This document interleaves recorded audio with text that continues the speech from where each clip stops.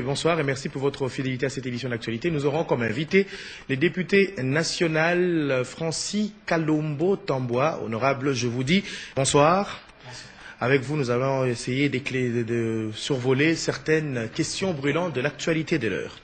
Après le crash survenu hier à Goma, la province du Nord Kivu, vous le savez, un avion de la compagnie CAA, un Fokker 50, s'est écrasé en plein quartier. Une délégation de la compagnie d'aviation CAA s'est rendue d'ailleurs ce mardi sur le lieu du drame avec à sa tête son directeur général. Pour CAA, il y avait 10 personnes à bord et seuls les enquêteurs pourront établir les vraies circonstances de ce drame. On suit.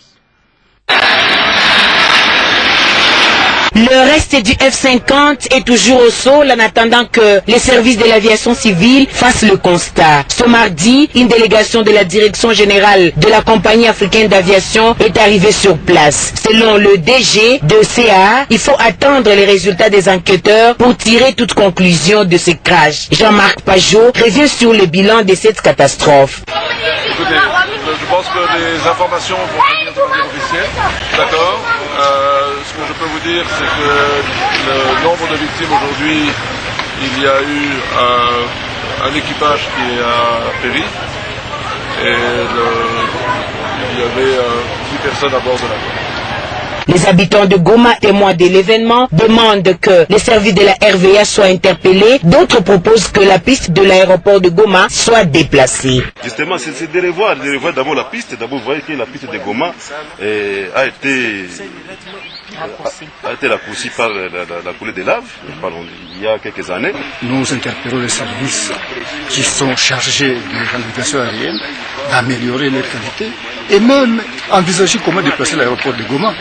Alors moi j'ai vu l'avion qui vient juste vers nous. Alors j'ai dit à mon collègue, sauve-nous, sauve-nous. Alors quand on est en train de chercher comment on peut nous sauver, alors on a vu le Pinet qui vient vers la guérite. Et puis quand le Pinet arrivait vers la guérite, ça a brisé même la porte et nous rejetait. Moi avec mon collègue vers les appareils. Il continue à venir sur place malgré la pluie pour voir ce qui s'est passé. Les autorités promettent de mener des enquêtes pour dénicher exactement ce qui s'est passé pour qu'un drame pareil puisse survenir à Goma. Hortense Tabakou, Goma, Digital Congo. Et puis on va revenir à cette conférence de presse animée par le ministre des Transports et Voies des Communications. 6 morts, tous membres d'équipage, 3 survivants blessés et des passagers. C'est le bilan exact du crash d'avion survenu hier à Goma. L'appareil de la compagnie d'aviation CAA avait à son bord 9 passagers. C'est le bilan exact fourni ce mardi par le ministre des Transports et Voies des Communications, Justin Kalumba. Rita Bito Tachikai.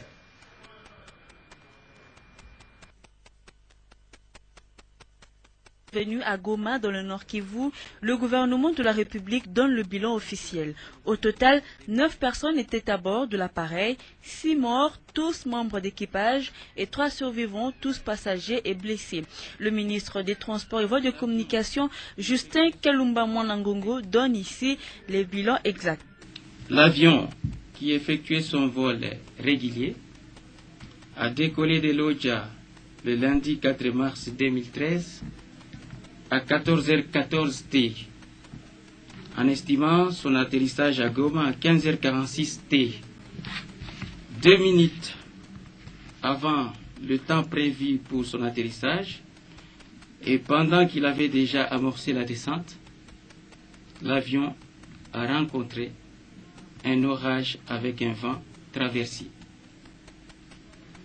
La visibilité ayant été probablement très réduite, le pilote aurait alors perdu le contrôle de l'avion qui a crashé sur une habitation appartenant à la CENI. L'avion s'est désintégré complètement après sa chute.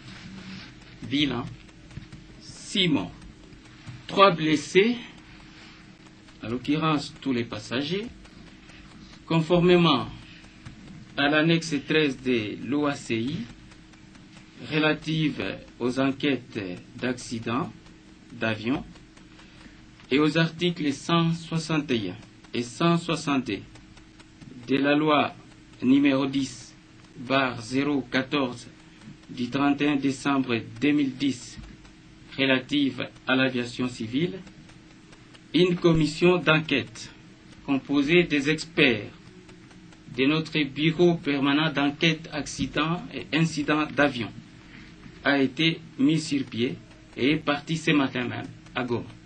À noter que le ministre des Transports et Voies de Communication a tenu à confirmer la ferme volonté du gouvernement à assainir le secteur de l'aviation civile.